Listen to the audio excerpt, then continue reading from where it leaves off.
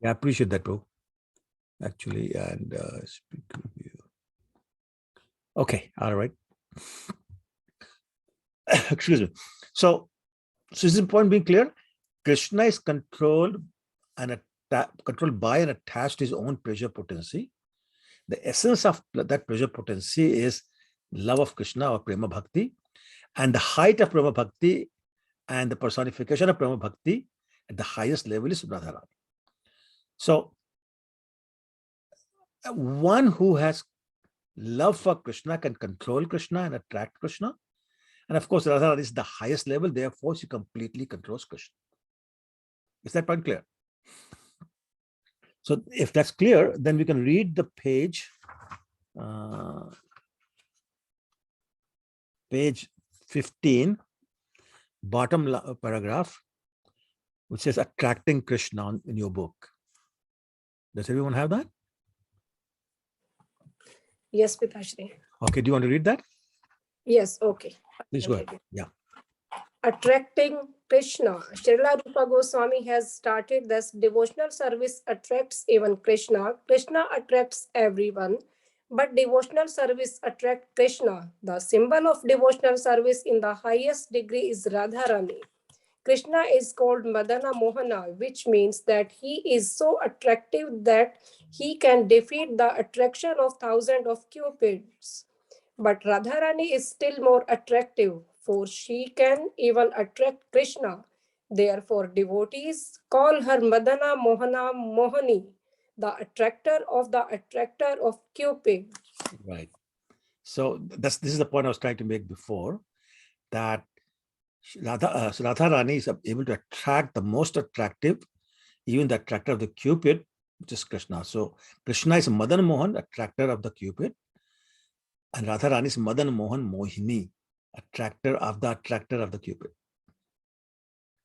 Okay, so next paragraph, please. Any volunteer? I can read, Prabhuji. Go ahead, please.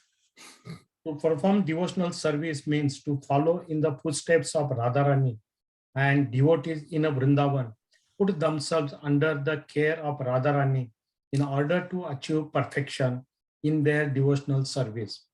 In other words, devotional service is not an activity of the material world. It is directly under the control of Radharani. In Bhagavad Gita, it is confirmed that Mahatmas, our great souls, are under the protection of Daivi Prakriti, the internal energy, Radharani. So being directly under the control of internal potential of Krishna, devotional service attracts even Krishna himself. Right. So this is a very great point. Very great point. That first point is that we must follow in the footsteps of Radharani and the gopis of Vrindavan, put themselves in her care. And Rupa Goswami is referring to the verse 9:13. Mahatmanastu Mam Partha Devim Prakriti Marshita. And so basically, all the great souls, all the great devotees, they put themselves under the care of Radharani, the internal potency of Krishna. And then she takes care after. And because Radharani controls, then anybody who's under the direct control of Radharani attracts Krishna also. So the last line says, being directly under the control of the internal potency of Krishna, devotional service attracts even Krishna himself. Because that devotional service is non-different from Radharani. Okay, I'm going to pause. Are there any questions? Is this clear? Because it's very important point. Okay, and we should understand that there's no other process of self-realization that has this potency of attracting Krishna. In the next paragraph, actually, Krishna confirms that to Uddhava. Would somebody like to read that? I can read, Prabhuji. Go ahead, Prabhu. This fact is corroborated by Krishna in the 11th canto by Shri Mad Bhagavatam 14th chapter, verse 20, where he says, "My dear Uddhava, you may know it from me That is the attraction I feel for devotional service rendered by my devotees is not to be attained even by the performance of mystic yoga, philosophical speculation, ritualistic sacrifices, the study of Vedanta, the practice of service, severe austerities, or the giving of everything in charity. These are, of course, very nice activities, but they are not as attractive to me as the transcendental loving service rendered by my devotees. Yeah, thank you, Prabhu. This is so clear. Nothing, Krishna listed so many things.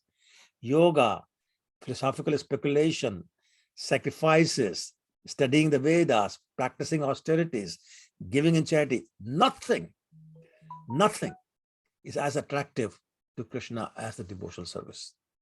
So don't waste your time. We are very fortunate that if we had to waste time, we already wasted in previous lives.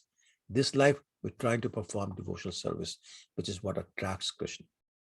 In the next paragraph, is even more interesting. Narad Muni is giving some proof. He's telling Yudhishthira Maharaj that Pandavas are so fortunate. Actually, they're the only fortunate people in the world because the Lord is always with them in all circumstances. And not as Supreme God, as an ordinary person, living with them as their cousin, their friend, and sometimes even as a messenger. Why? Because Krishna is attracted by their devotion, by their friendship, by their love. And that's the proof of how great this process of devotional service is. It can attract even the Supreme Personality of God. God is great, but devotional service is greater than God because it attracts him.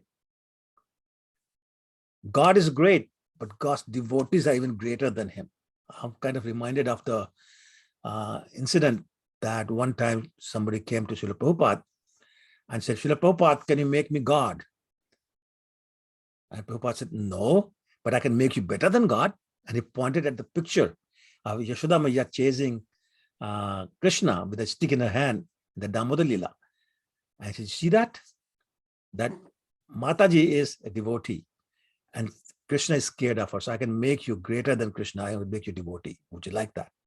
And that's the point. The devotees of Krishna are greater than Krishna. Devotional service is greater than Krishna. And frankly, people who are not devotees, they cannot understand that. And they cannot understand the great value there is in rendering devotional service to the Lord. So very, very important. We should understand that the devotee's love controls the Lord as soon as you get beyond the Raganuga stage into Bhava stage.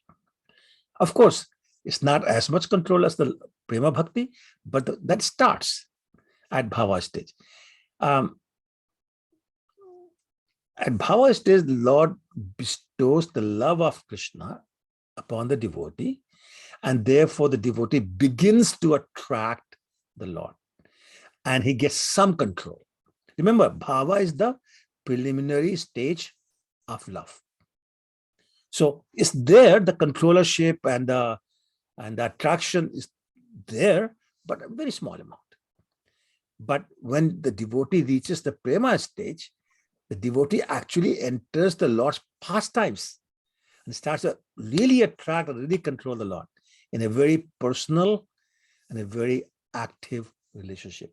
And that's the example Narad Muni is giving, actually telling Pandavas how fortunate they are. That's the end of this chapter. Any questions or comments?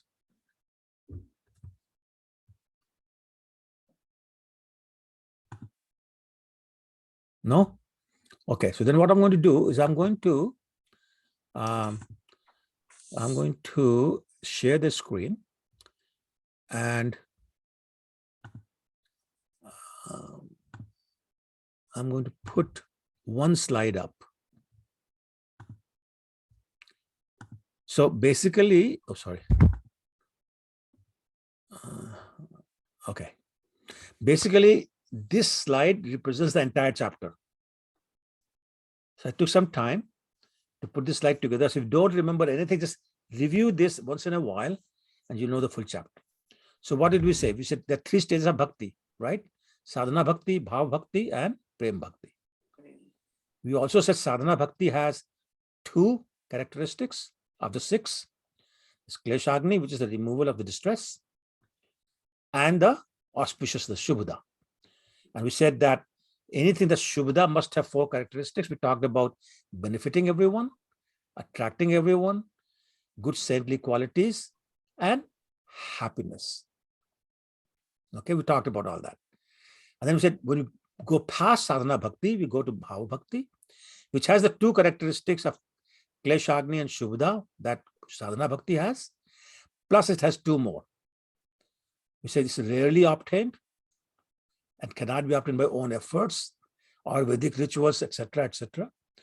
It can only be obtained by the mercy of the Lord or the Lord's devotees. We talked about Moksha Laguta, that devotees don't care for liberation. To them, liberation is insignificant. And from Bhava Bhakti, you move to Prema Bhakti, which has the 4 characteristics that we talked about, Kleshagni, Shubhada, Sudurlabha, and Moksha Laguta, and 2 more, Sandranand, Visheshatma, which is really deep pleasure, deep bliss, and the ability to attract Krishna. And that's your entire chapter. Okay. So is this helpful? Because if not, then I won't bother with the second. Hey, Prabhuji, No, it's very helpful. Yeah, it gives a nice. Okay, because it took me a long time, so I want to make sure that's worth the effort. Okay, now, so before I start chapter 2, any questions?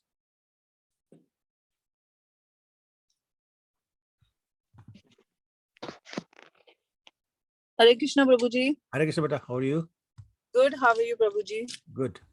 Beautiful chart, though. Like, बहुत अच्छे से बनाया है, सब कुछ very clearly explained and described in there. Good. Thank you. Our question ये है कि, Krishna wants us back, right? So why the process of devotional service has been made so difficult? Ah, that's funny. Who said it's difficult? नहीं, कितना सारा भाव भक्ति तक तो पहुंचते बिल्कुल अरे प्रसाद खाओ, नाचो, भगवान के दर्शन करो, घर जाओ. बस इतना ही. वो तो हम कर रहे हैं, but still no purification. Where is the difficulty? No, I mean, that's not difficult. The process is, but to get to that, the real bhava stage. That we'll talk about today. Okay. That we'll talk about today. I mean, eating prashadam and all that dancing and chanting is, it seems so much fun and easy. Yeah, susukham kartum abhyayam. Yeah, Masti I know. mein karo, masti mein, bhakti mein, masti. Mein. But still, it's so hard to even get the taste of that one, drop of the nectar. Yes, yes. It's so hard. We'll talk about that tonight. So Okay, after tonight, you'll be dancing with joy. Okay, thank you. So secret बिल्कुल reveal कर देना. बिल्कुल, आज तो होने ही वाला है. Okay, great. Thank you. You're welcome. Hare Krishna, Prabhu. Hare Krishna, mother. How are you? I'm well, Prabhu. Thank you so much. Sure. Prabhu, this flowchart, right? The Sadhana Bhakti and Bhava Bhakti flowchart. The one that you initially gave did not have all these detailed points inside. Is this there in the latest email, Prabhu, that you sent? Yeah. It should be there, right, Prabhu? Yeah. Because the one that I took a printout has only recovery of strength, beneficial, positive results guaranteed. Yeah, So that's what I have. That. That's correct. You're right. Okay. Prabhu. And if you don't have it, so when I send it for this today's class, it will all be there. Okay, because it gets added. It's like it's a very dynamic document. So as a cover material, I modify stuff. Okay.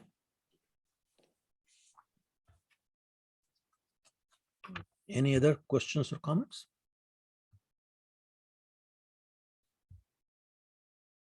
No? All right.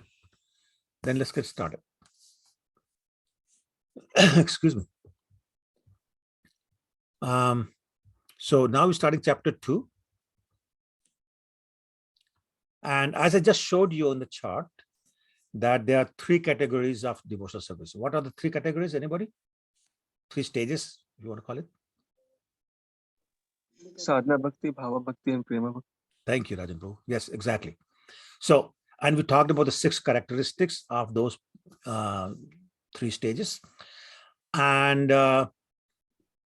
now what we want to do in this chapter, or I should say I want to do, Rupa Goswami is going to talk about in this chapter is the qualification for practicing devotional service. So, what is the qualification for practicing devotional service? Okay, this is basically the beginning of, I mean, how can you get to, where you have the taste until you start to practice? So, very interestingly, Rupa Goswami says that if one simply has a taste for executing devotional service, is qualified to begin practicing.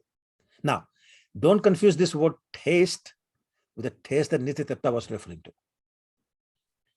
This taste is like, I like reading, I like chanting, I like cooking, I like cleaning, the proclivity, that kind of thing. He's talking about that level of taste, a very beginning taste. I mean, that's what I enjoy. That's what attracts me. You can substitute the word attract or attracting for the taste here. So don't get confused with the taste that she was referring to. We'll talk about that much later. In other words, the only qualification necessary to become a devotee is to have attraction to becoming a devotee. In other words, I want to become a devotee. That's all it takes. That's the only qualification required. I want to become a devotee. Kind of feels good. I'm attracted towards this. Now, generally speaking, that attraction comes from devotional service executed in previous lives. And it continues to the next life from the point one left off in this life. And we can go back to Bhagavad Gita 241, chapter 2, text 41, which says, Nehavikram nashosti pativayo na vidyate, which says, it's never lost. And whenever you come to the next life, you start from the point you left off. 641, Krishna says, Prapi Purkatam Lokan Ushitka Shastri Sama, he says, you go up higher place, enjoy it, you come back, Shuchi Namshi Matam Gehe. You come back to the house, the homes of pious people or aristocratic people, you start, or the option of starting with.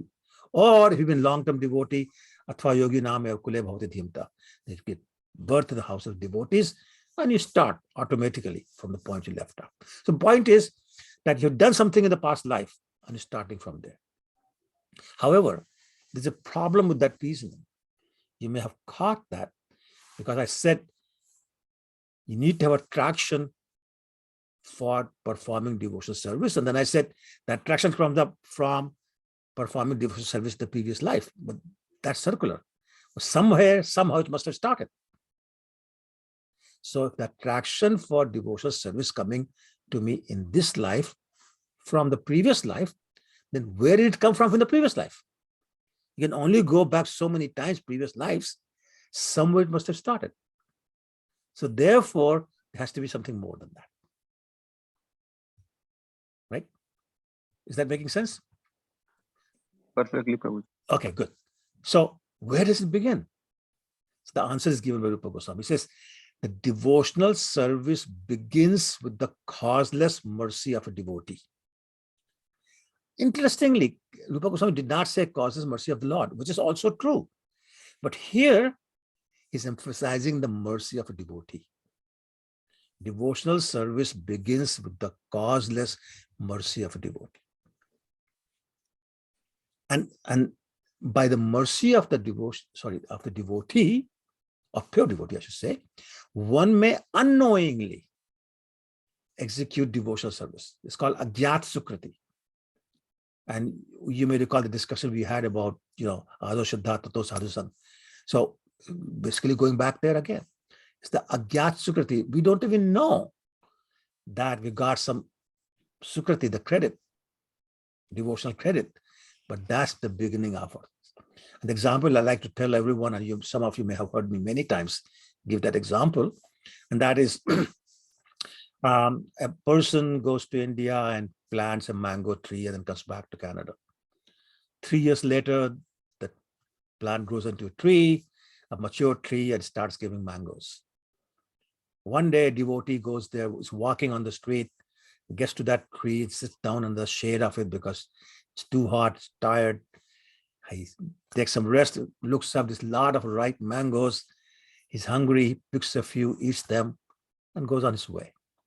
This person sitting in Canada has no idea something like that happened, but he received the sukriti, the devotional credit, because even unknowingly he served that devotee. That's what it's talking about. And that sukriti develops that slight taste or attraction towards bhakti.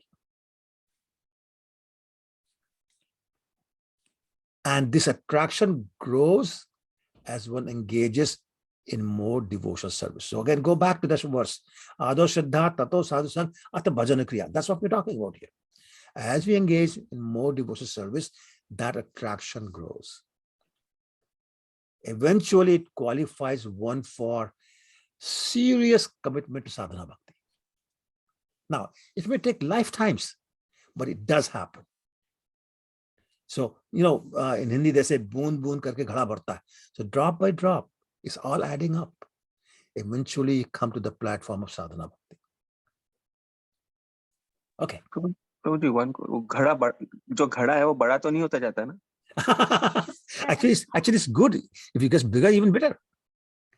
If it gets bigger, that's even better. So that means you're becoming bigger devotee. That's wonderful. But in this case, you don't have to worry about it. You don't have to worry about waiting for it to fill completely. You can start with the first drop. And that's the beauty of devotional service.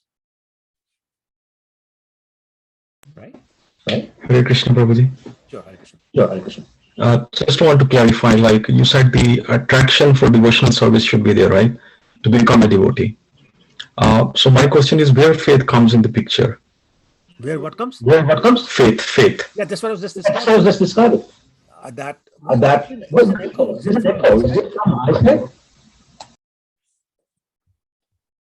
Is everybody hearing an echo? Okay, so maybe from my external speaker. I just connected the external speaker. Yeah. Okay. Hare Krishna. Oh, that's gone now. Yeah, okay. Thank you, Prabhu. So this is what I was just explaining before, that with that mercy of the devotee, that agyat sukriti, you develop that faith. And that with that faith, you get the little taste, which is the beginning for it. Then as you get engaged in more and more devotional service, the taste grows. So I'm not sure I understood where your confusion is. So maybe you can explain to me one more time what you're confused about. Yeah, I was just thinking, you said like it's the agyat sukriti. So basically you don't know, but it is the blessing of a devotee, unknowing that you're getting it. That results in the taste or the faith. Okay. Thank you, Prabhuji. Okay. Now, here's an interesting point. The attraction, the taste is the qualification for making a commitment to sadhana bhakti. However, there's no qualification required for receiving the causeless mercy of a devotee and beginning that faith or agyat sukriti. So I like to give the example of, just imagine for a second, Rath Yatra is going on down Young Street. And some of you may have noticed that in one street corner, there's McDonald's. So just imagine the chariot is passing by, a man is coming out of the McDonald's. And in one hand, he's got a big, large glass of Coca-Cola. And on the right-hand side, he's got, in the right hand, he's got a big hamburger. He's biting on it and he's sucking on the straw for the Coke. As he comes out doing just that, he watches these thousands of devotees, the beautiful chariot, Lord Jagannath sitting on it, and he hears the Sankirtan, and he says, these devotees are so nice. That man with hamburger in his mouth, hamburger in his hand, a Coca-Cola in his left hand, just received a Agyat Sukriti. That's how causeless and how merciful the devotees are. Does that make it clear? That's how you get it. That's how somebody with literally no other qualification gets the causeless mercy and develops the taste. Is that point clear? Yes, Prabhuji. Okay, great. So, and then as we were talking about before, the spiritual advancement is eternal. It just keeps on going.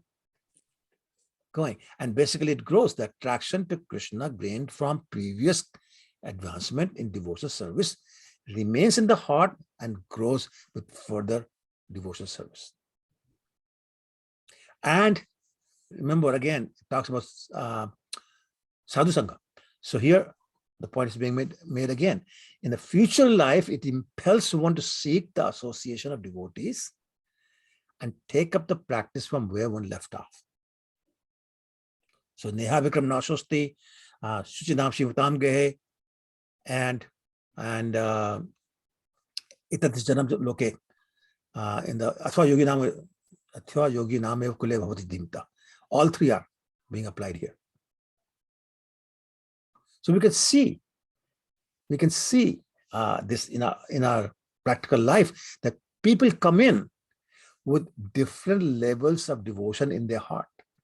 And some make very fast progress, some make very slow progress, and some make very little progress. This explains that. Now tell me if it does or not, because if not, ask me a question.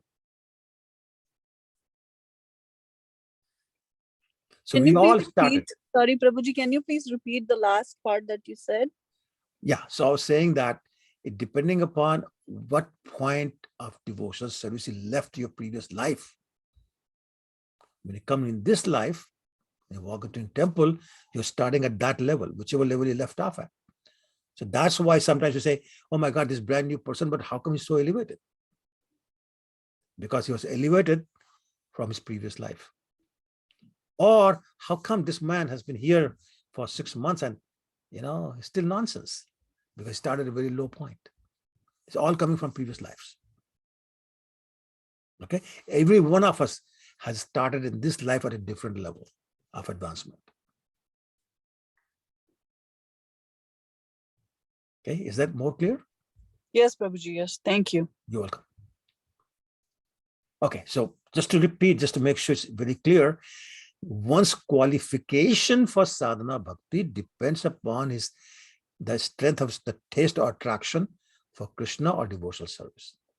The more pronounced the attraction or the taste, the greater the qualification to become a sadhana bhakta. This is why if you look at page 19, second paragraph, second line, it says the person eligible for Krishna consciousness or devotional service can be classified by his particular taste. Do you find it? Yes, Prabhuji. Yes, Prabhuji. So same point. You basically classify people by the amount of taste or attraction they have. And that's the level of the devotional service. So therefore, what does it mean? Advancement in Krishna consciousness is not based on our intellectual abilities. Not how intelligent you are, how high your IQ is, but on our taste or attraction for hearing Krishna Katha. It's directly proportional to our taste or attraction for hearing Krishna Katha. And that's again supported by, if you go to the bottom line of the second paragraph, here it says, for persons who have a natural taste for understanding books like Bhagavad Gita. Do you see that? Yes, Prabhuji. Yeah. For persons who have natural taste for understanding books like Bhagavad Gita and Srimad Bhagavatam, devotional service is easier than for those who are simply accustomed to mental speculation or argumentative process. Right? Some people just love to argue. Some people are into mental speculation. Maybe this, maybe that. Why not this? Why not that? They find it very difficult. But somebody just naturally wants to read and hear Bhagavatam, Bhagavad Gita, Krishna Katha, they advance very nicely. And therefore, rather than encourage personal convictions based on one's own arguments, which could be trumped by somebody with better logic, or logical abilities, the Srimad Bhagavatam recommends that one should simply follow the footsteps of the authorities. Mahajana Jain Gata Sapanta. If you go to page 20, the very first line, it says Mahajana Jagata Sapanta. Okay? Therefore, that one follow in the footsteps of the authorities. Right? Everybody found it? Right at the top of the page 20. Yes, no? Don't look for Mahajana Jain Gata Sapanta. It just says Yes. follow in the footsteps of the authorities. Yes, Guruji. And so that's why we're always emphasizing to us who are sadhana bhaktas that simply follow the path of the authorities. Mahajana Jain Gata Sapanta. Sato Vratte, as it says in Nectar instruction. Okay, text 3. All right. Okay, so let's look at the definition of sadhana bhakti, and I think I have it in the handouts. Let me just check.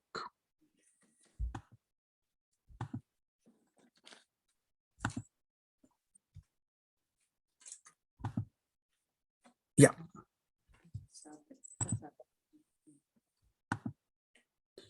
Does everybody see this? Yes, Prabhuji. Okay. So Kriti sadhya bhavet sadhya bhava sa sadhana vidha nitya siddhasya bhavasya prakatyam hridi sadhyata. When transcendental devotional service by which love for Krishna is attained is executed by the senses, it is called sadhana bhakti, or the regulative discharge of devotional service. Then it makes the point, such devotion eternally exists within the heart of every living entity. And we'll talk about that point in great detail. But the point is, it's already there. Sadhana bhakti is simply discovering it or awakening it. And it says, again, I put in red because it's not part of the translation, and can be awakened by the execution of devotional service in practice, by sadhana bhakti. In other words, sadhana bhakti is a practice executed with the senses, which brings on the manifestation of bhava bhakti. What that means is that the purpose of sadhana bhakti is to get to bhava bhakti. There's no other purpose. If you're doing it for any other purpose, it's not sadhana bhakti. Clearly, it cannot refer to material activities. It can only refer to spiritual activities. And activities that would please Krishna, anukulyan, that we talked about in the previous week. So is this clear? Okay. Yes. This is the basic definition of okay, I'm going to come back to this page later. Okay. All right. So this is the basic definition of sadhana bhakti. Now, the sadhana bhakti is of two types. Who can tell me what the two types? Vaidhi Bhakti and Raganuga Bhakti. Exactly. So we'll talk about that in great detail. Let's skip the first paragraph.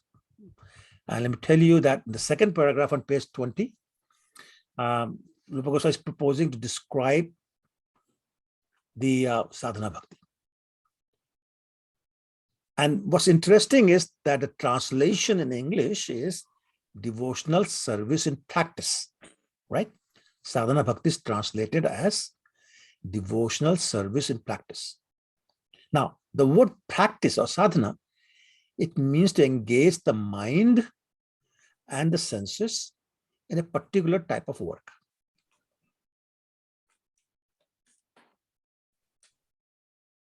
Especially because we're talking bhakti in particular type of work for Krishna. So remember I was saying not material work, but devotional works, therefore, particular type of work for Krishna. And this will eventually bring on the manifestation of Bhava Bhakti. Now, just because we are saying it will result in manifestation of Bhava Bhakti, we are not saying that Sadhana Bhakti mechanically and automatically generates Bhava Bhakti.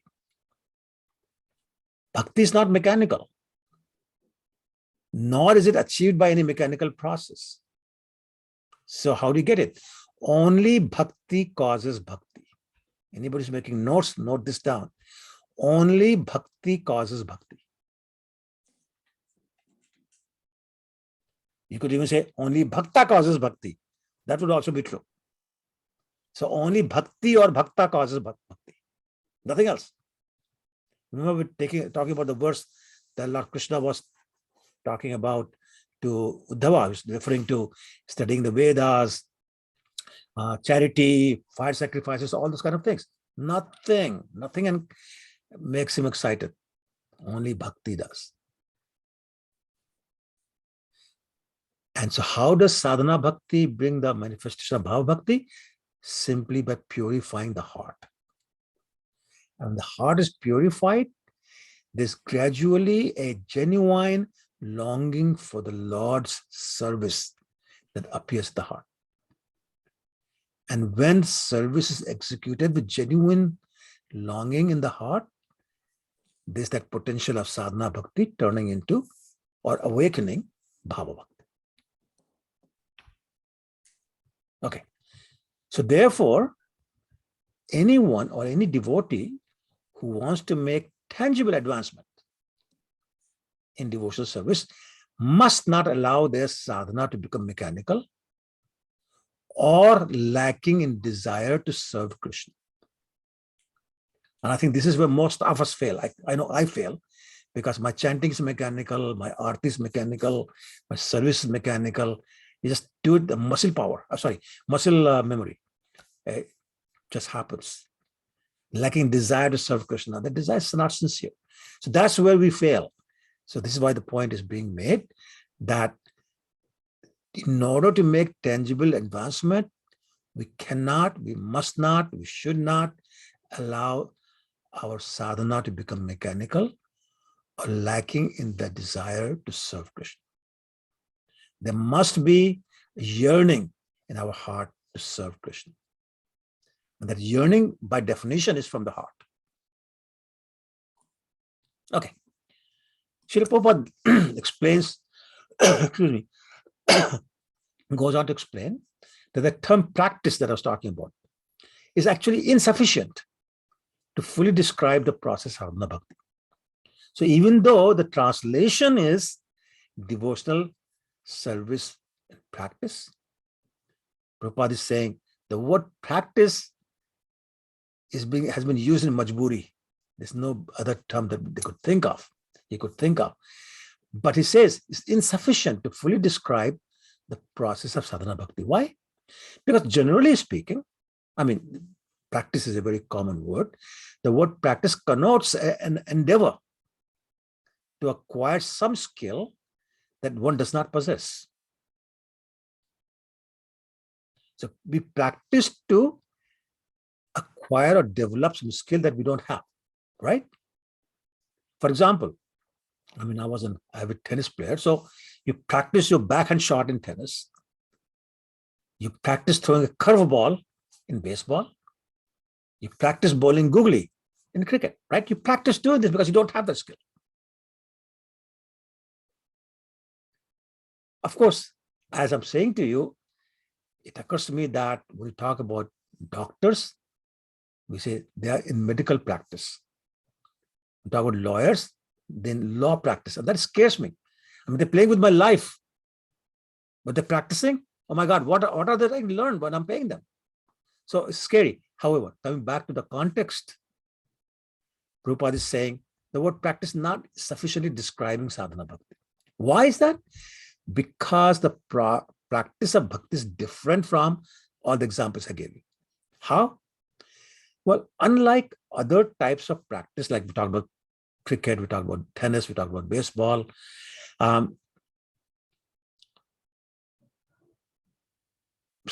practice of bhakti uncovers something that's already in the heart. Let me repeat that.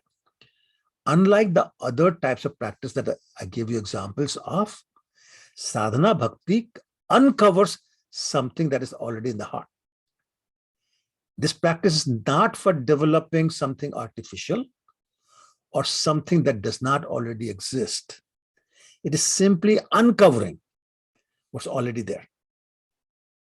And Prabhupada gives the example of a child practicing to walk.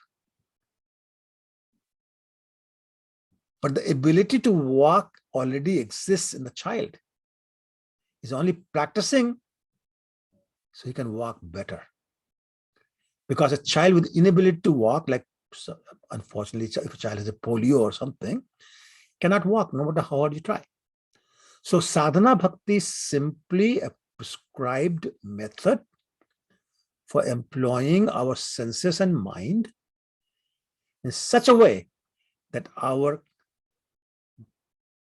consciousness, I should say dormant consciousness of loving Krishna will be invoked, or our dormant love for Krishna will be awakened. So I'm going to pause and see if that's clear. Again, very important concept.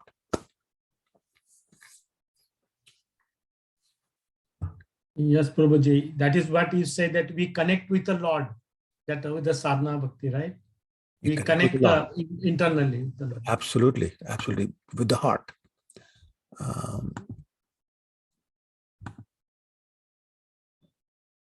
Okay, so we talked about the two types of bhakti. I'm sorry, I thought I had another verse in the handout. Sorry. Okay, all right.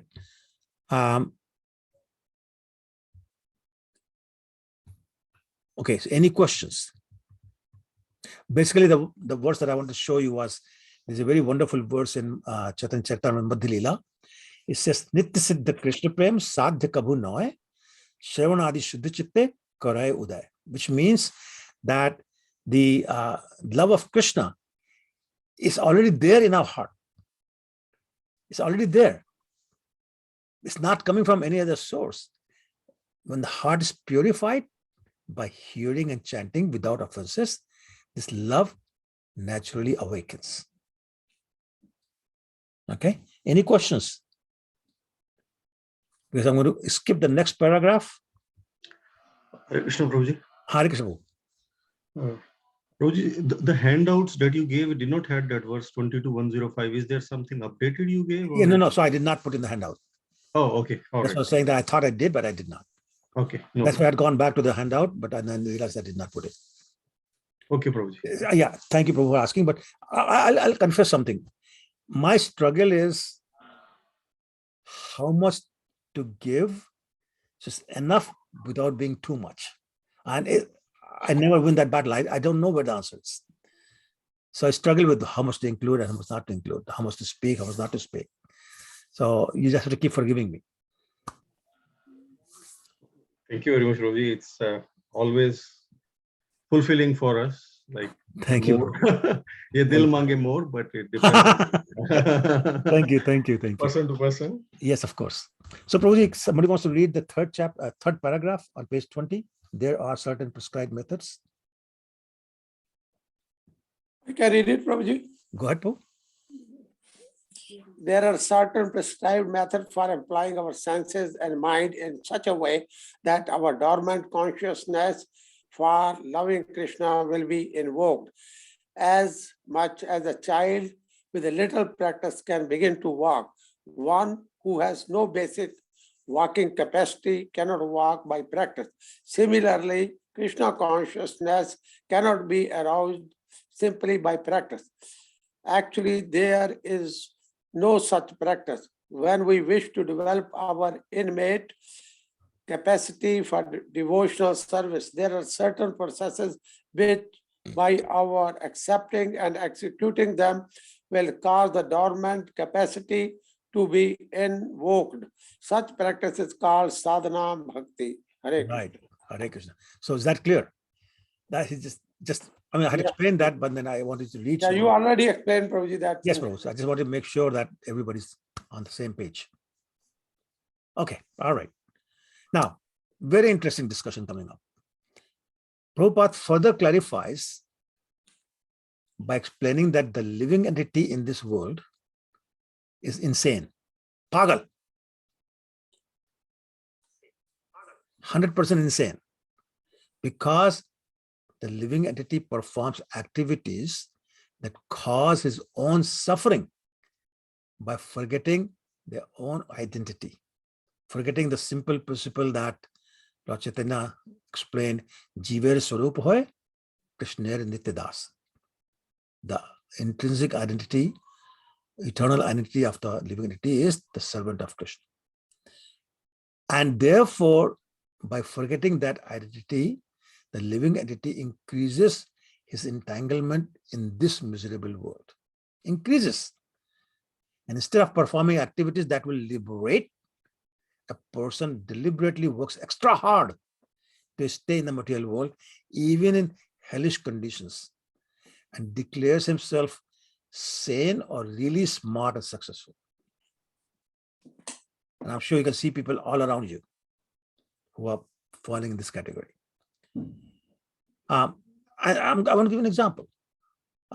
In life, if we start saying we are the emperor or the prime minister, then people will call us mad, right? And I'm reminded of a joke that Mr. Modi once went to a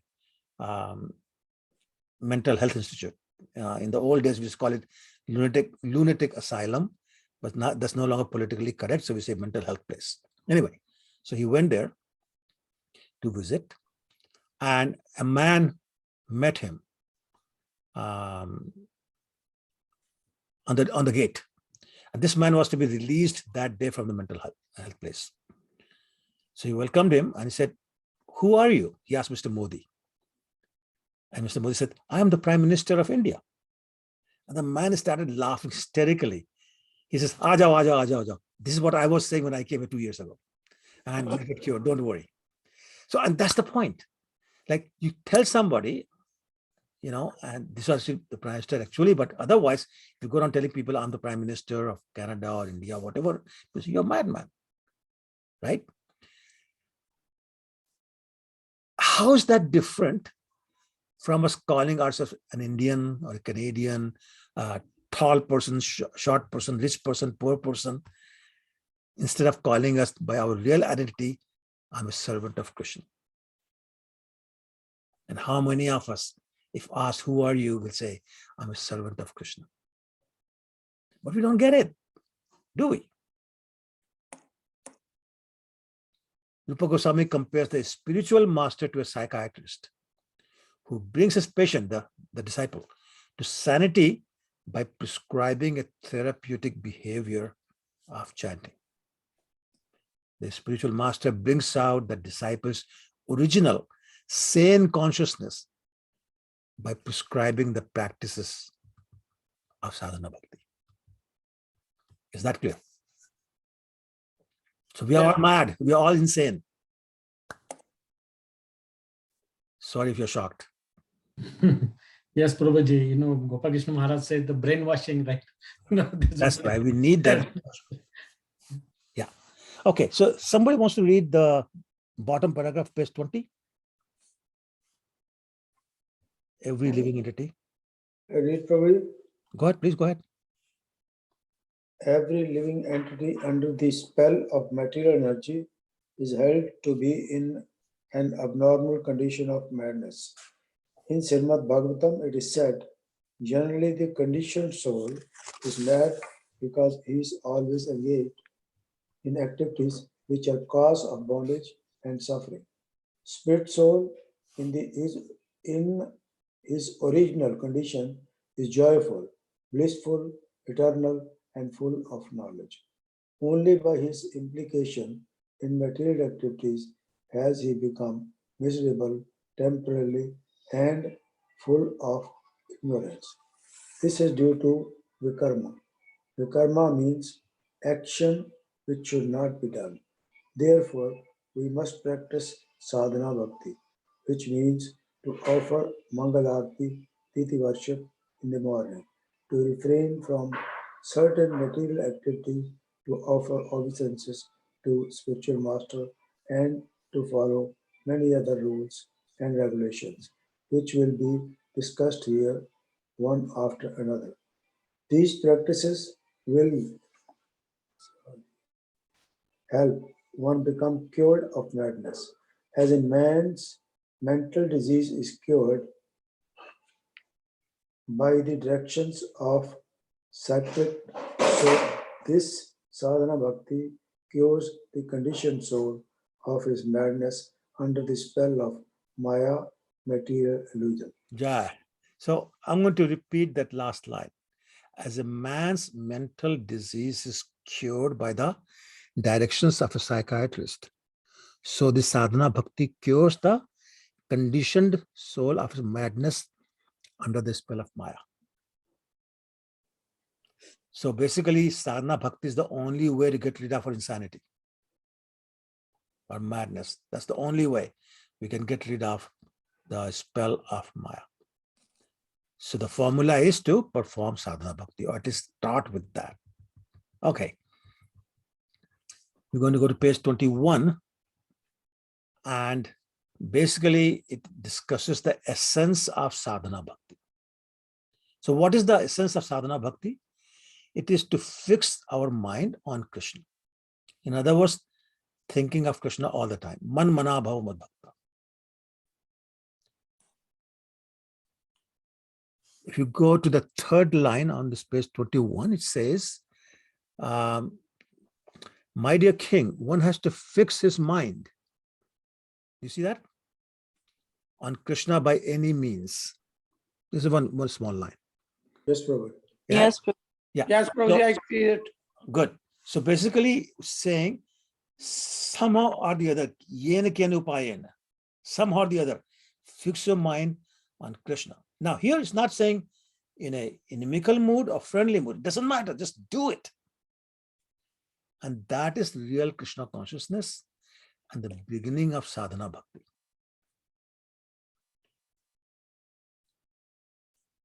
In that very verse that's being referred to here, Narad Muni explaining to Yudhishthira Maharaj, the Shishupala and Kansa became liberated by fixing their mind on Krishna, even though Shishupal did it out of hatred or envy of Krishna, and Kansa did it out of, somebody fill in the blanks, Kansa thought of Krishna all the time out of Enmity. fear. Yeah. Exactly.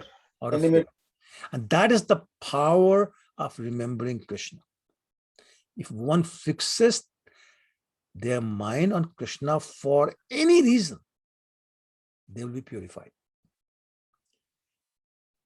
Since thinking of Krishna is the essence of sadhana bhakti, helping a disciple do so is the essential duty of a spiritual master. Right? In the same paragraph, we see another line. It says the duty of the acharya. Do you see that? yes, Prabhuji. Yeah, it's the duty Yes, of the Prabhuji. acharya. Yeah, go finish the line. Finish that sentence, please. Read it for me. It is the duty of the Acharya, the spiritual master, to find the ways and means for his disciple to fix his mind on Krishna. Yeah, That exactly. is the beginning of sadhana bhakti. Right. So Srila Prabhupada is saying that Chaitanya Mahaprabhu also stressed the same point. Fix your mind. But how? Through the Hare Krishna Kirtan or Mahasankirtan. And he said that's the best type of sadhana in this age. And the most effective means of fixing your mind on Krishna. Sankirtana yajna praya yajanti sumedasha, as Bhagavatam says, 11th canto. In Bhagavad Gita also Krishna says, Yajnanam jap yajnasmi. Among the yagyas, I am the japa. Chaitanya said, if you're intelligent, you get involved in Sankirtan. And Lord Chaitanya is saying, that's the best way to fix your mind on. So we're going to skip the next paragraph. And we're going to Hare Krishna, start. Prabhu. Hare Krishna Prabhuji.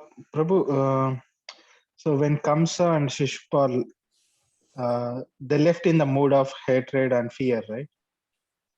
But While no, they lived in the mood. Oh, they lived in the mood. Okay. Yeah. So when they liberated, they are not in the same mood. But once for example, Sudarshan Chakra touched the body of Shishupal, and once Krishna touched Kansa, they became purified right there. Oh, right there they become purified. Yeah. Okay. Okay. So when they go back to spiritual world.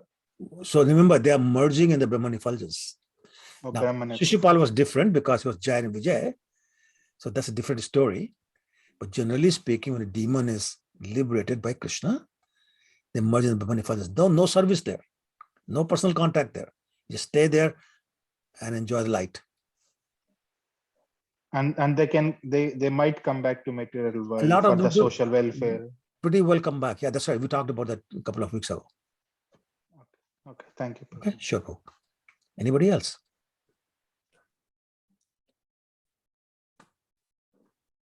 Okay, so the next paragraph on page 21,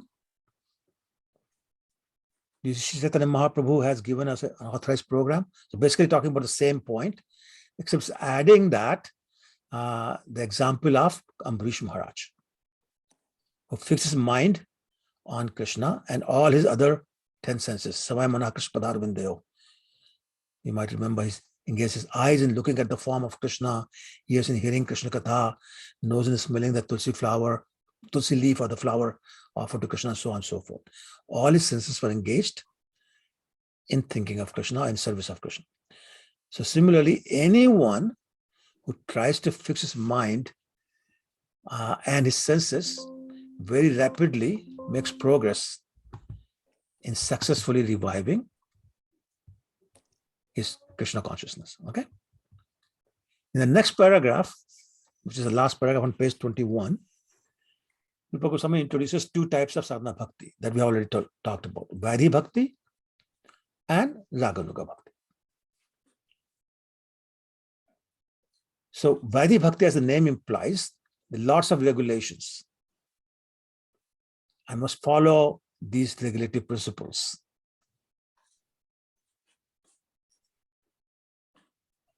Must follow the authoritative scriptures. Must follow the instruction of the seniors, especially the spiritual master. And there's no question of refusal. That's Vaidhi bhakti. Raganuga bhakti, on the other hand, is spontaneous devotional practice where one has become more attached to Krishna and is executing devotional service out of natural love for Krishna. So remember, there was no natural love in Vaidhi bhakti. In Raganuga, now there's natural love. And that's the main distinction between Vaidhi bhakti and Raganuga bhakti. In Raganuga bhakti, the inspiration is coming from natural attraction, natural love for Krishna, natural attraction for devotional service. Whereas in Vaidhi bhakti, there's no such attraction. And one must rely upon an external source for inspiration. For example, the order of the spiritual master, the instructions or injunctions of the scripture, matter of duty, or having an understanding that, hey, this is good for me. I don't have to go to hell if I do this. And I do this even though I don't like it, like going to Mangal Aarti or coming Sunday, not eating or drinking anything until dusk, so on and so forth. Basically, अंदर से इच्छा नहीं है, लेकिन नियमबद्ध इसलिए कर रहे हैं. Because that's the rule, so I'll do it. Don't really want to, right? An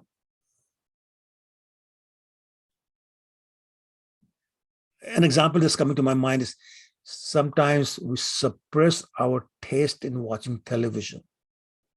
Why? Because the spiritual master said, no TV. Says, okay, Guruji, no TV. Or the Shastra says, no external things, okay, fine. But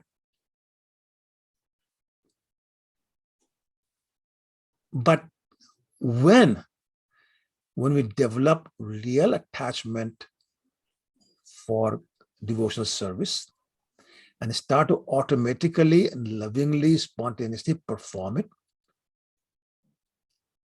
Then we come to that Raganuga platform where we want to do this all the time, again and again and again. Then there's no discussion of, can I do 4 quality rounds instead of 16 bad rounds? Because if you do 4 quality rounds, then you will not want to stop at 4. You'll never want to stop, or you'll get to the point of Kirtaniya Sadahari. Okay. And the Raganuga Bhakti platform, the offering is spontaneous.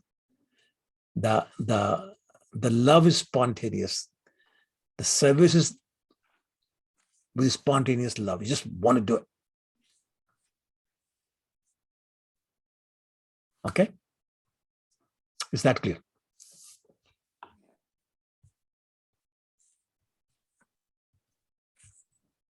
Prabhuji, yeah. So when you practice sadhana bhakti, is it like suppose you are deity worship, continuously keep on doing. One day it becomes automatic. It becomes natural.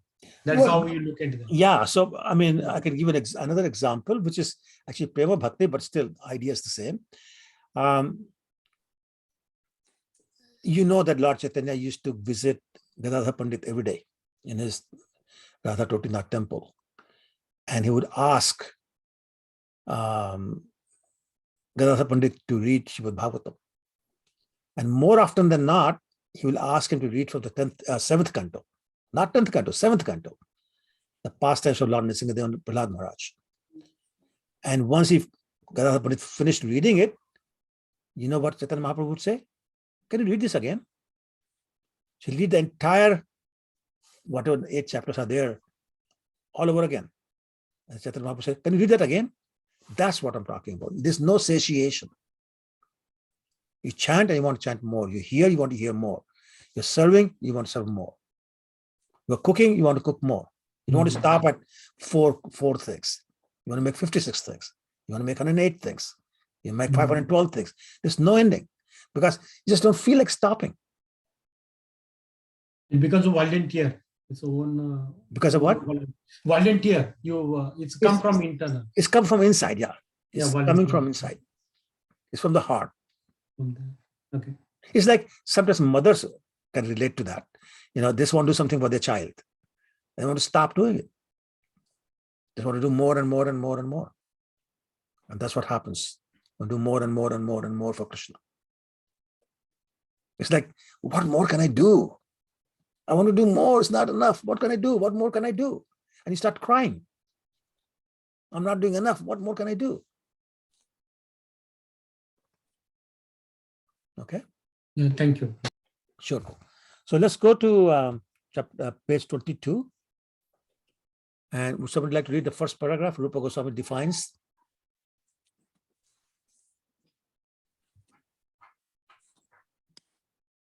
I can read. Go ahead, please. Rupa Goswami defines the first part of devotional practice or Vaidhi Bhakti as follows. When there is no attachment or no spontaneous loving service to the Lord, and one is engaged in the service of the Lord simply out of obedience to the order of the spiritual master or in pursuance of the scriptures, such obligatory service is called Vaidhi Bhakti. Yeah, so it's basically saying what I had already said, but I just want you to read so that you know that I'm not making this up. This is the definition. Okay.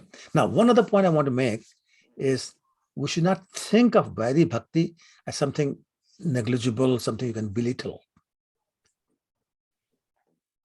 Vaidhi Bhakti is also an exchange of love between the devotee and the Lord, which impels a person to place himself under the order of the Guru and Shastra. Because remember, not everybody does that. So that's why Vaidhi Bhakti is a division of devotional service.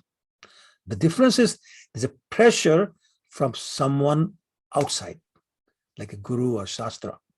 Which in Raganuga is pressure from inside, because the taste, the ruchi is there. Now the other kind of taste is there and it's coming on our own. It's just pouring out of our heart. You don't want to stop. Okay? So, basically, you could say that when inspiration for sadhana comes from anything other than a natural attraction service is Vaidhi Bhakti. If it's natural, spontaneous love, then it's Raganuga Bhakti. Okay? So there is a verse that's quoted in the next paragraph. And I'm going to tell you the verse and then we'll read the second paragraph on page 22. So somebody please be prepared to read that. The verse is Tasmad Bharat Sarvatma Bhagwan Ishwaro Hari Shrotavya Kititavyascha Smartavyascha Istabhyam. Okay, who would like to read second paragraph? It starts with these principles of Vaidhi Bhakti. Please go ahead. Prabhuji, I can read. Okay, Nectar, go ahead, please. These principles of Vaidhi Bhakti are also described in Srimad Bhagavatam 2nd Canto, 1st chapter, verse 5, where Sukadev Goswami instructs the dying Maharaj Parikshit as to his course of action. Maharaj Parikshit met Sukadev Goswami just a week before his death, and the king was perplexed as to what should be done before he was to pass on. Many other sages also arrived there, but no one could give him the proper direction. Sukadev Goswami, however, gave this direction to him as follows. My dear king, if you want to be fearless in meeting your death next week, for actually everyone is afraid at the point of death, then you must immediately begin the process of hearing and chanting and remembering God. If one can chant and hear Hare Krishna and always remember Lord Krishna, then he is sure to become fearless of death, which may come at any moment. Yeah. This is, oh, sorry, maybe I should ask you, what kind of bhakti is he talking about here? Vaidhi or Raganuga? Raganuga? No, it's Vaidhi. Vaidhi, because Vaidhi. just to perform devotion is coming from a outside source, right? So it's a Vadi To Bhakti. become fearless of death, right? There's no natural attraction here in the description we're talking about, right? Yes, no? Yes, Prabhuji. Yes, Prabhuji. Okay, good. So then the next point being made is that, so whose name should we chant when we chant? I mean, we know the answer, but the discussion is starting on that topic. Whose name? Krishna. To become fearless of death or any other danger for that matter. You know, I'm thinking of, what's that verse in Bhagavad Gita chapter 2? Swalpam apyasa dharma se trayato mahato bhaya. Yeah, same verse, 241. Neha vikram nashosti prativayana videte. Swalpam apyasa dharma se trayato mahato bhaya. So this gets rid of the greatest danger or greatest fear, this devotional service. When Mayavadis claim that any name has the same potency, you're same, everybody's Narayan, so on and so forth. Or Karmis say, oh, all demigods are same and they have same power as Krishna, and what's the problem, right?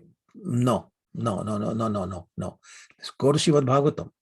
What does it say? We must chant the name of Krishna. The verse that I chanted, which is being translated here, it uses the word Ishwar. What does Ishwar mean? It's the controller. It uses the word Sarvatma. What does Sarvatma mean? Super soul, right? Which means that only the Ishwar Sarvatma has the ability to free us from all dangers. And the biggest danger we are facing is the cycle of birth and death. Birth and death. Right?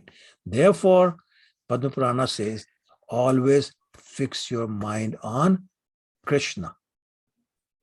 No one else, on Krishna. Okay, just a side comment. Raganuga Bhakti is more than just spontaneity.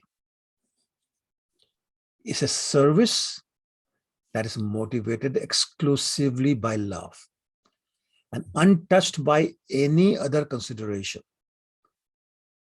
Even the consideration of Krishna's supremacy. So when there is a sense of etiquette arising from the awareness of Krishna's opulence or greatness,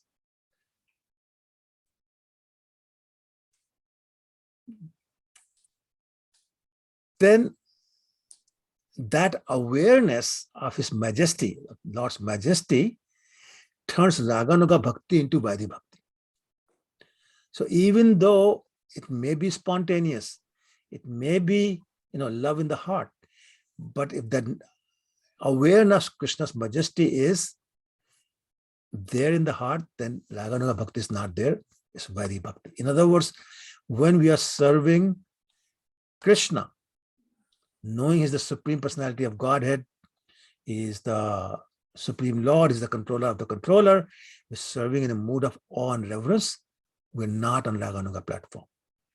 So therefore, Raganuga platform can be found only in Vrindavan, not in Vaikuntha. Is that point clear? I don't know how many of you realize that. Prabhuji, I don't understand. Raganuga, you only Vrindavan and not Vaikuntha. Okay, Vaikuntha, there is Aishwarya Bhav. Yeah. Aishwarya Bhav, that's why. So you're only Das. You're only Das. You cannot be Sakha, you cannot be Sakhi, you cannot be Mata Pita, you cannot be lover. Even Lakshmi has a very, very tiny amount of Madhuri Ras. She's a servant, always massaging his lotus feet.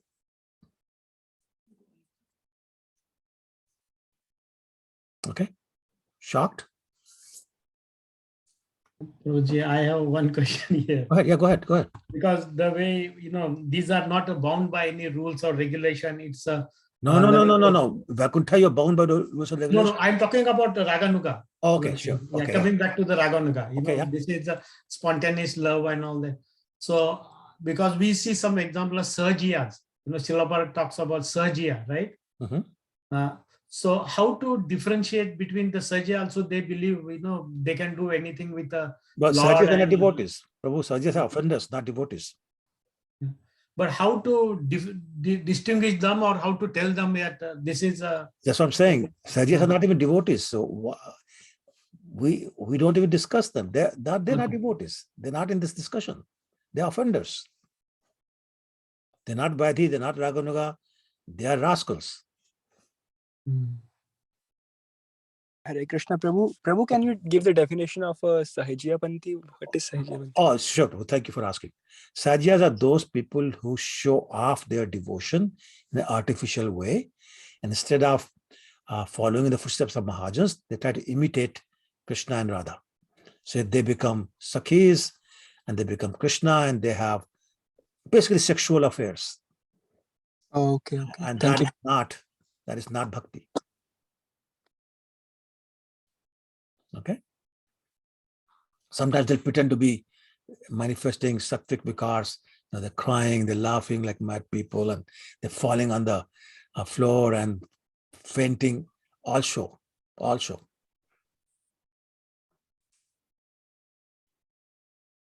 Okay.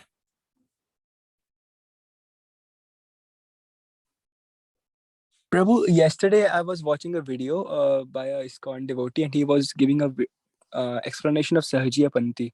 And he also mentioned the people who do like Hare Krishna Mahamantra rock bands, he considered them also as Sahajiya Panthas, because they are basically making this devotional service as a very cheap thing. Yeah. So actually, Prabhu, it's not just them.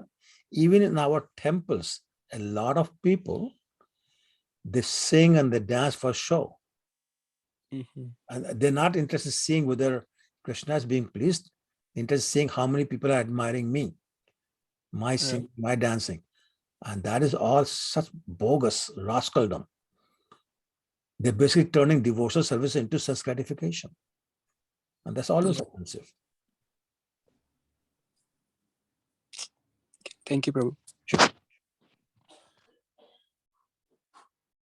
Okay, now there's another problem. The problem is that we keep talking about all these rules that Vaidhi Bhaktas must follow. But the Vedas are full of rules, countless rules, so many rules and regulations. And sometimes they're contradictory. So, Bhaiya ji, which one to follow? What is the essential, most important mother of all the rules that Vaidhi Bhaktas should follow. So in other words, what's the essence? So Rupa Goswami quotes from Padma Purana, and I think I have that on the document. So let me go there and share it.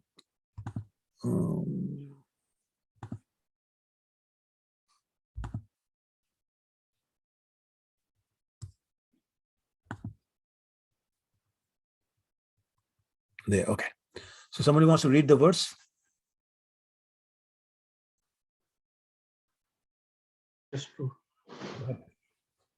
Samartavya satatam Vishnu vismartavyo na jatuche sarve vidhi nishedha syor eta yorev kinkara. Right. Translation, please. Always remember Krishna and never forget him. All the rules and prohibitions mentioned in the Shastras are servants of these two principles.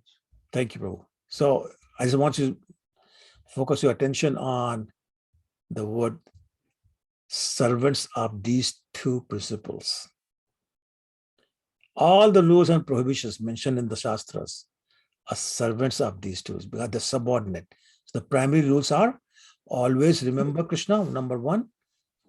Never Secondly, forget. never forget Krishna. Always remember Krishna, never forget Krishna. So Padma Purana is saying, forget all the rules that you have in the Vedas, in the Shastras. Just remember these two rules. Always remember Krishna, never forget Krishna. Everything else is subordinate. Okay? So, it says sarve vidhi nishedhasya. So, vidhi and nishedha, two words. Vidhi means rules or orders.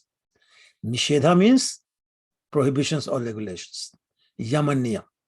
So, one must follow the rules, that's vidhi, and avoid the prohibitions, prohibited things, nishedha. Okay? So, follow the vidhi, avoid the nishedha. By following the rules, one receives benefit. By avoiding the prohibited things, one avoids sinful reactions. For example, the doctor says to a diabetic patient, take insulin, but don't eat sugar or anything sweet, right? So the vidhi is take insulin. Nishedha is no sugar, right? Is that clear? So similarly, vidhi in the sadhana bhakti is like go to Mangala Arti, chant Krishna's name, and nishedha is the four regulative principles. Don't eat meat, don't get involved with the opposite sex, don't drink, etc., right? Don't associate with the karmis, the mayavadis. Those are nishedhas. Okay? So the essence of all Vedic rules, vidhi is to always remember Krishna.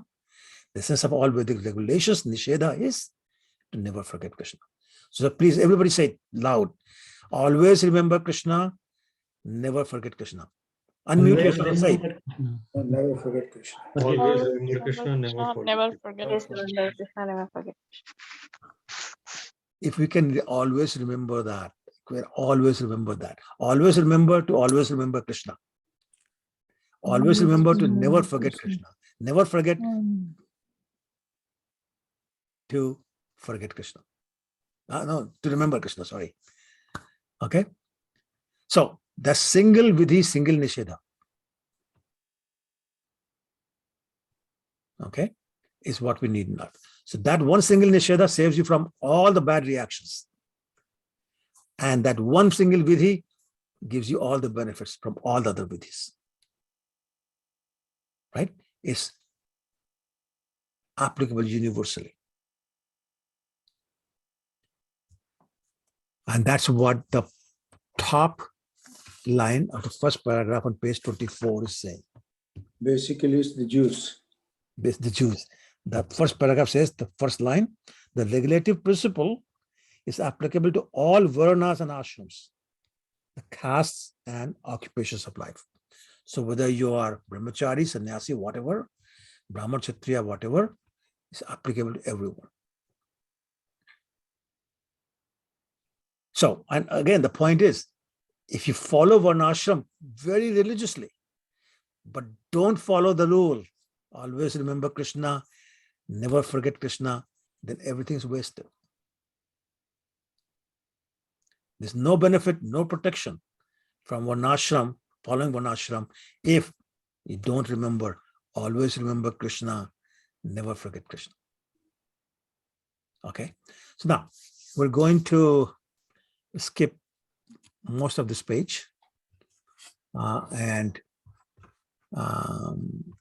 we are going to go to, let's see, page 24. The different, no, so I'm sorry, not there. I think we read that already. Yeah, it's the bottom line of that paragraph. It says, where is it? It should be this way. Activities. Yeah, okay, all right. So basically the point is that one must act according to their position, but the purpose of whatever activities we're doing must be to satisfy the Supreme Personality of God. In other words, whatever we do it for the satisfaction of Krishna. So I'm wondering if I should, maybe we should read this paragraph. This is the bottom paragraph on page 24. So I need a volunteer, please. I can read, Prabhuji. Go ahead, please. These different orders of society and grades of spiritual advancement are consumed in terms of qualification. It is confirmed in Bhagavad Gita that the 4 social orders and the 4 spiritual orders are created by the Lord himself in terms of different individual qualities. As the different parts of the body have different types of activities, so the social orders and spiritual orders also have different types of activities in terms of qualification and position. The target of these activities, however, is always the Supreme Personality of Godhead. As confirmed in Bhagavad Gita, he is the supreme enjoyer. So whether one is a Brahmana or a Shudra, one has to satisfy the Supreme Lord by one's activities. This is also confirmed in the Srimad Bhagavatam by a verse which reads, everyone must be engaged in his particular duty, but the perfection of such work should be tested by how far the Lord is satisfied with such activities.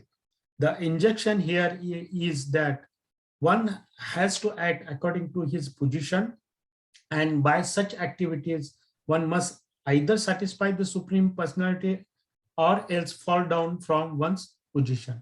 Yeah, so basically, again, doesn't matter who you are, what you do, what varna you belong to, the purpose of anything you do must be sansiddhi haritoshna, the satisfaction of the Lord. And there's another verse that I'm thinking about, dharma sunishrita punsa, vishwaksen kathasya, na utpadi yadiratim, shrameva kevalam. If whatever you do is not generating love for Krishna in your heart, it's simply useless labor. Okay, the next 5 paragraphs on page 24-25, they talk about the duties of the 4 varnas, and basically they're explaining that whatever your duties are, your occupational duties, must be done on behalf of Krishna for the sake of pleasing the Krishna. And one example is given Brahman. It is said that Brahmins, when they eat, Krishna eats from their mouth, but only if they are preaching, the Brahmins are preaching for the satisfaction of Krishna. Similarly, if Kshatriya is not protecting his people from the onslaught of Maya, then it's not a real Kshatriya. A Vaishya who's not producing agriculture, doing trade and distributing grains, etc., and protecting the cows, then he's not doing it for Krishna. And Shuddha who's not serving the higher classes, not doing it for Krishna, then all that is useless. They'll all fall down spiritually unless they keep doing this for Krishna. You get out of touch with Krishna, you're no longer in Krishna consciousness, no longer satisfying Krishna, then you're finished. When Krishna is not happy, no one is happy. And frankly, that's the reason for all the unhappiness we see in the material world. If, however, we try to make Krishna happy, there will be happiness in our life. We'll be living in Vaikuntha or Golok Vrindavan, a place of no misery. No amount of varnashram dharma will give us the pleasure. Okay. On the other hand, if we neglect varnashram and remember Krishna all the time, never forget Krishna, we'll be happy. Okay.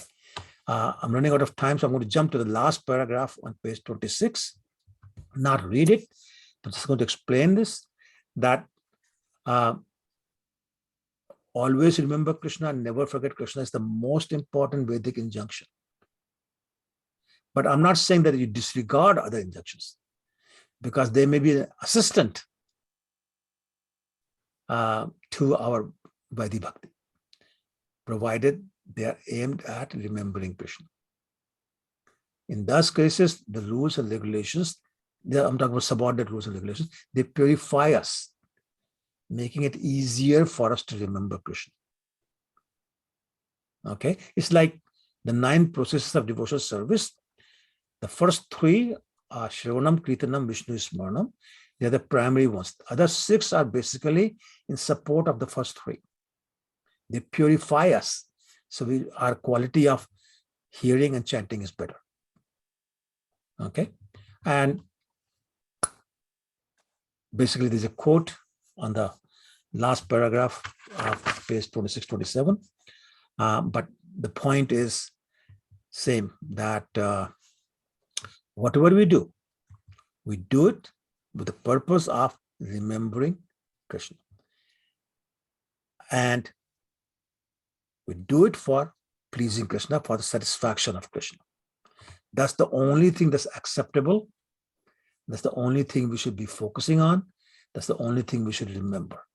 If we regularly execute all these services with that principle in mind, then we will guaranteed rise to the platform of Prema Bhakti. In other words, another definition of Vaidhi Bhakti is that whatever activity we perform, we do it for satisfying Krishna. It's like the McDonald principle. We do it all for you. So we do it all for Krishna. And that should be the intention, to please Krishna according to the orders of the Guru and Shastra. And that's the way to rise on the platform of Prema Bhakti. Hare Krishna. So I'm going to pause. I'm about 9 minutes over already. So I didn't realize that. However, I'm opening for questions and answers. I think that's why the ISKCON Vancouver have decided to do the Sage the Earth Prabhu to please Krishna, because of all the disasters happening and everything. So they came up with that. Yes, that's a great idea. Yes. Whatever we do, the temple, home, everyday life, office, it must be with the idea of, is this pleasing Krishna? And you know what? Our life would be so different if every morning, every moment of our life, we ask ourselves, I'm going to do this. Is this going to please Krishna? Do it if the answer is yes, and think 1,000,000 times if the answer is no before you do it.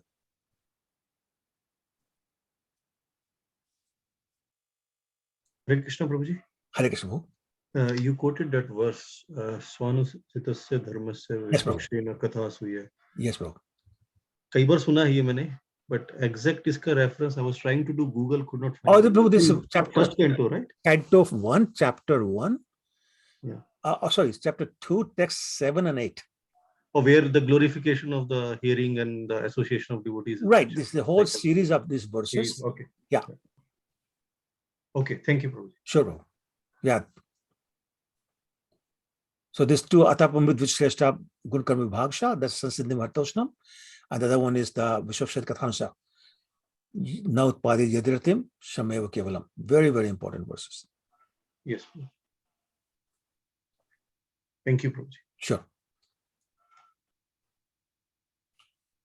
Any other questions or comments?